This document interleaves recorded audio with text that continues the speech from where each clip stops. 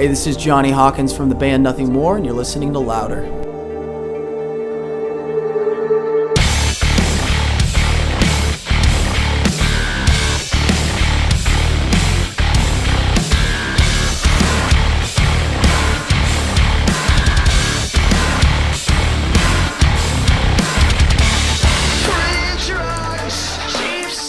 So I'm here with Jonny of Nothing More.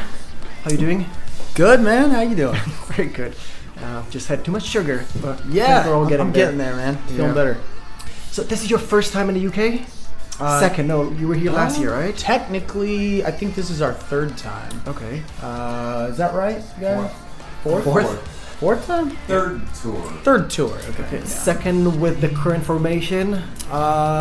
First with the current formation. Okay. Ben, our drummer, this is his first time over here. Okay, so I'm just hitting misses. Okay. Swing and a miss. That's all good. Okay. Does it feel like you're getting bigger now? Because it's not the first time, but it's still different, and the new album and every new beginnings and everything. So yeah, we're definitely growing in the States steadily. Over here, we were really surprised to do our first headlining tour in Europe, only after really one tour through all of Europe before that, and we had great turnouts at most of the shows. So it's very exciting and encouraging to come over to that when we still feel very fresh over here. something a bit more deep. So what's up with the band and having weird clothing issues? I know Mark is wearing half shirts. I think Mark's going to have to chime in and answer that question for you. Okay, Mark? Mark's over here in the green room. Yeah. What's up with the one-sleevers? When we first started touring, as a commitment to each other, we started, we had this idea to get these scars on our arms. Here, I'll show you. Sorry, Mark's chewing a candy. Yeah. my apologies.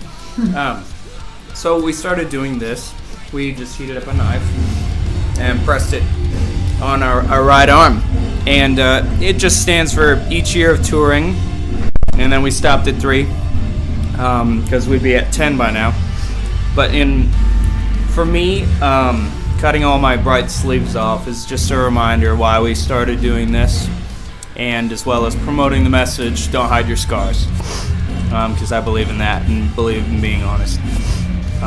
So that happened to every single one of your shirts? Yes, yeah, I hacked it off. Okay. And I think, Jonny, you're having trouble to keep your shirt on in general. There's a thief at every show that just snags it and runs. Okay. Sorry, I started chewing candy now. Bad for recording audio. I started on drums when I was 7 years old, so that's my first instrument. And when I started the band with Mark and Dan, I was the drummer. I didn't start singing until I was about 21. So drumming was what I did most of my life, and when I drummed, I didn't wear a shirt most of the time because it was felt better. You know, a lot of times you get sweaty at shows, and the shirt just kind of feels encumbering, if that's the right word, or if that is a word. I think I know what it means. Yeah. But also, when I was a kid, I rarely wore shoes or a shirt, and as an adult, I don't see any reason to change that. Okay. So just the influence of Magic Mike on the band. No. Not at all. That's the only side of it that I hate is that, you know, as you get an adult, you get like, I don't know, people view you very differently, obviously, than the 7-year-old running around with no shoes and shirt. But I feel free. I feel honestly more comfortable like that than with the identity suit of clothes. Okay. If I'm mistaken, when you were younger, you applied for choir and you got rejected? Yes. Okay. Does it affect your perception of the X Factor and all those kind of talent shows that tell you that you're not doing it right, and then people go and do their own thing and succeed? Well, it definitely does. I think the big lesson that I learned from that was that while those shows are great and have their own place in the world, and there's definitely some talented singers who go through those things, I think they're also a great example of what what works in music and in art, which is what people are genuinely interested in, I think. I don't think people are so much interested in someone who can sing that well as much as they are interested in someone who can communicate themselves and their feelings really well. And some people do that through a brilliant American Idol-esque voice, but you find when you listen to like really staple-worthy bands throughout the years is a lot of times their singers didn't have traditionally good voices. They had interesting voices, and they had voices that communicated their passion more than it did their technicality. And so I think that what I don't like about those shows is that it gives a lot of kids a false idea that in order to make it or whatever, you have to basically sign up for a talent show and sing a particular way, much like I felt as a kid when in choir they wanted everybody to sing a certain way, and my voice was not suited for that, so I didn't make it.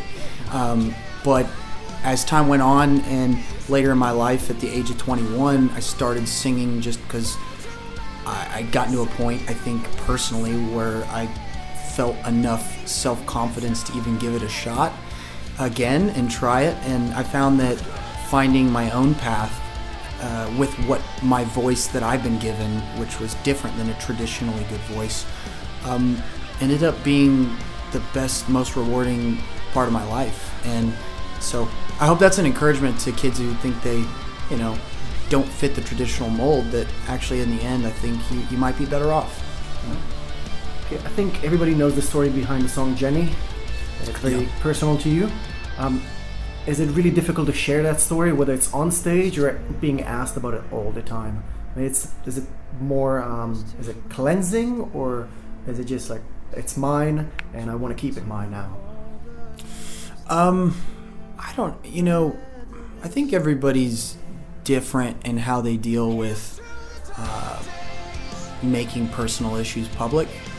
For me, I think just who I am as a person beyond the music and beyond that topic specifically is I'm a very subdivided, compartmentalized person. So when I'm dealing with people in the public sphere and I'm at a show or whatever, people could ask me any question and I don't think it would really get through to that sensitive place, because that's almost in a different box in my head, if that makes sense. So that's just how I've observed myself to be. So when people ask questions about it or share their story about it, it doesn't bother me at all. And if anything, I find it very helpful when I do deal with my own healing process, which for me is always when I'm alone and away from everyone. Because there's a lot of things people have said in telling me their story or how they relate to the song that gave me something, and they didn't even know they were doing that. So I think it's an awesome thing. It doesn't bother me at all. And I know that the guys, and you mentioned that a few of the songs are written about previous relationships. So do you feel like sometimes all those weird people in your life that you left behind kind of put you where you are? So all those heartbreaks and all those chinas that you just broke on the floor in a fight sent you across the pond and made you a bigger, better band? Absolutely, yeah. I mean, one great example of that is when we started playing shows and touring. We did it all independently, so at the time there wasn't anybody that was giving us money to tour. We just literally wanted to go and do it ourselves. So we scraped by and played a bunch of dive bars for people who didn't care, and a lot of these bars that we could get booked at were bars that the people were not there to see music. They weren't venues. The people were just there to drink, and we were kind of an afterthought. So being in that environment, which at the time sucked and was like definitely not where we saw ourselves or where we wanted to be, but we were forced to get people that were completely interested in what we were doing, and we couldn't do it through just the music because as sure as you know and most people know, like when you see a band live, there's so many degrees of separation that you have to fight through. Sometimes the sound isn't great, or the biggest hurdle is that they don't know your music, and familiarity is a huge hurdle to get across in people's minds. And so For us, we resorted to doing more show-based ideas, like this bass solo that we do live that's kind of peculiar, or we're all playing it at once, or a big drum solo where we all get on the drums at once and do these kind of tribal-esque Japanese taiko meets Western metal kind of rhythmic aspects. And in doing that, we got people at a bar who could care less about what we were doing and were definitely not going to buy our music to actually stop what they were doing and watch us. And after that, you saw that they did start listening and they did pick up a record, or at least a few of them would. And those few people that did went home and put it in their car. And then that brought them back to the next show because they do know your music now. And so in being forced to be in kind of what we viewed as a very non-ideal situation to play our music for people, it forced us to actually do things that are making our career what it is today. You guys are very active online, a lot of kind of deep eye-openers. Do you get some comments from fans about that? I really like your music, but you spam me too often and you make me think, and I'm not sure I like that. You get one of those? Yeah, I think we all wish everybody cared as much as we do about every little idiosyncrasy and detail that we put out and care about, but the reality is people don't. And so I think accepting that there's layers to the people that are involved in what we're doing. There's that really close-knit layer that soak in every word that you speak and every note that you play, and then there's that far-out layer where they might know your single on the radio and they only know the lyrics to the chorus, and then there's every degree of or gradient in between. And I think what's exciting or challenging with what we do is trying to figure out ways to speak to each layer differently. And just like when you go to a family reunion, you're going to talk to your grandma differently than you're going to talk to your cousin or your brother or your sister, So it's just how you speak to people, I guess. So do you feel that ignorance is bliss sometimes? Or do you get it from some fans? I don't know. I think it's bliss. Ignorance is always bliss in the moment. But I think in the long run, ignorance is destruction. The last album is self-titled, and I know that the band is named just because you want to be music and nothing more. So is that because it's a new chapter? I mean, I know you sang in the previous album as well, but what does it represent? I think you also play most of the new album, and I think maybe just one song from the previous album. So is that the new chapter thingy? Yeah, exactly. You nailed it. I think we hit a point in our maturation as a band and as individuals where we felt like we finally had arrived at this. It's almost like, some cultures have these rituals for their children when there's like a coming of age, and they do this big old thing. I think bar mitzvah is one of them. And for us, that was kind of like our way of doing that. It's like, this is the beginning of this next chapter. Okay. I know you released 4 albums as Nothing More, but for some reason, Kerrang nominated you last year as Best Newcomer. How does it work? It's kind of hard to put a strict definition on us in regards to whether we're new or old, because we have been playing together for a very long time in some form or mutation, but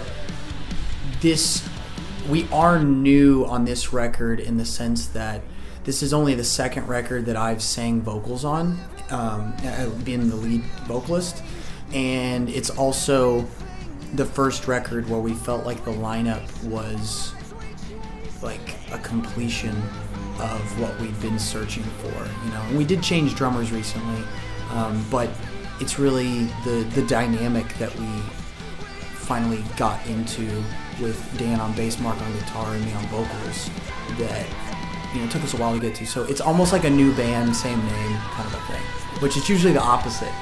New name, same band. To be honest, I have thousands of questions, but I'll ask one final 2. Mm-hmm. You have the song Mr. MTV. Yeah. And I know you commented about MTV kind of changing and maybe even selling out. Do you guys feel like you're shooting the messenger? I mean, MTV is just evolving like every other thing. I mean, TV's changing, MTV's changing, music is changing, and they're just trying to survive. Are you just mad at an old sweetheart? That's a funny way to look at it.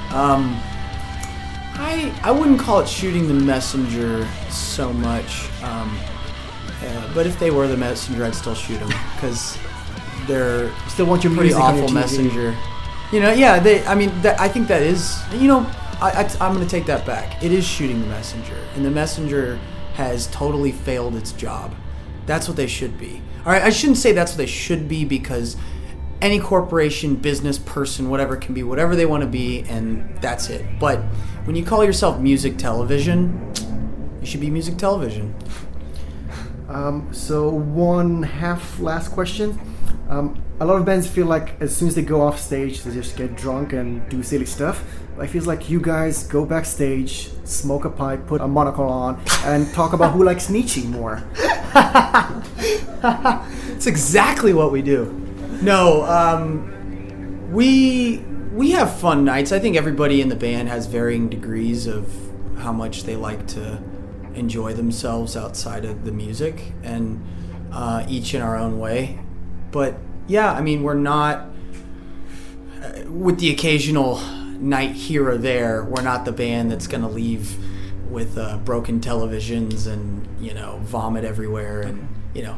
But every once in a while, Where's you the never- Jack Daniels that I saw walking in here? Yeah. Saving that. Already for- gone. Okay. Yeah, it will be. We, you know, gotta stay warm. Okay, so I gotta finish with one kind of cheeky question. So you guys comment about capitalism and consumerism, yet you had a Black Friday sale, and you're also selling nothing more Christmas socks. Oh yeah. Okay, I see the two kind of bump heads. I would love to answer your question, but I'd be curious to see how you see they bump heads. If you could explain yourself more. Well, Okay, so how are you? I don't know. I do see what you're saying. On the surface, they seem to, you know, capitalism, for example, you know, is an ideology, but is amoral, meaning it's neither good nor bad. It can be very bad, and it can be good at times as well. It can produce the cures to certain diseases because there's competition between different companies that are racing to that cure because they know they're going to profit from it. It can also be evil. I think with when we talk about it in our lyrics in the context of, you know, like Christ copyright, for example, it's not about any particular ideology. It's about people's addiction to the ideology. For example, when someone says capitalism is the only way, you know, for a country to be strong and this and that, and they get on their platform and they preach to everyone. Oh, a lot of people in America. We love our capitalism over there. But then, you know, somebody gets on the platform and says the counter view, which is, you know, unionize and, you know, socialize and this and that, and that's the way where they give all these examples of how it's helped humanity. But at the end of the day, like, I think people want to make the world very easy and simple, where in reality, I think the world is very complicated and very, there's a lot of details to work through as an individual to really have an informed opinion. And I think it's easier and it's addictive to find people that speak really passionately and well an ideology that you subscribe to and basically feel that you're right and everyone else is wrong, when in reality sometimes that viewpoint is appropriate and sometimes it's not. And so again, it's putting the focus. Again, we're not out to destroy religion or politics or these things that have so many nasty aspects. We're here to destroy the dogma in all of them. You know what I mean? I think when I thought about the question, I thought about, I'm guessing you know the game Cards Against Humanity? Okay, yeah. And they had their, I think it was last year, when they actually sold people bullshit. Like, literally bullshit, just because they said that we're going to sell you our bullshit, and people thought that it's just a metaphor for something. So literally, they got a box with some bulls in your own. That's just kind of making fun of the craziness. I like of, this I company. want to buy something. So they've been doing it for a few years, just making fun of Black Fridays and Christmas sales. That's I think they even awesome. had 8 days of Hanukkah. Really? Yep, that's them. Okay. That's awesome. That's good. Again, I could ask you many more questions, but I'll let you get ready for your show. So thank you very much.